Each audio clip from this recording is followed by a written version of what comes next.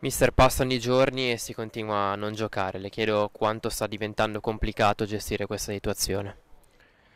Molto, molto complicato perché non c'è un obiettivo finale, tra virgolette, non c'è una data per poter programmare, preparare un qualche cosa. E quindi ogni giorno ci si inventa qualcosa per poter tenere sempre sulla corda i ragazzi, sempre a mille. Non è facile, ma ci proviamo.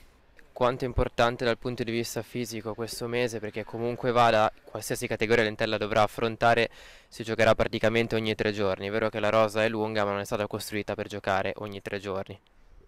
Nessuna rosa è così lunga da poter poi affrontare quello che dovremo affrontare noi e quindi diventa difficilissimo.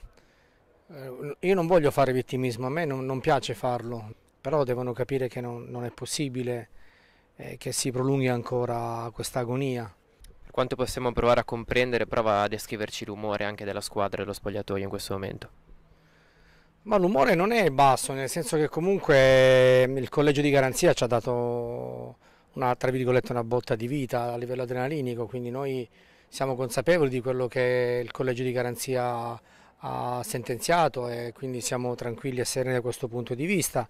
Il problema è che non c'è una data per quando si debba iniziare, la problematica vera e propria è questa, che qualcuno adesso ci dica qualcosa, soprattutto parliamo della FIGC, deve prendere atto secondo me di quello che è successo e quindi riammettere intanto la squadra in B per come vuole il collegio di garanzia, poi a data da destinarsi quando sarà l'eventuale ricorso al TAR che la Lega ha fatto vedremo, ma intanto giochiamo.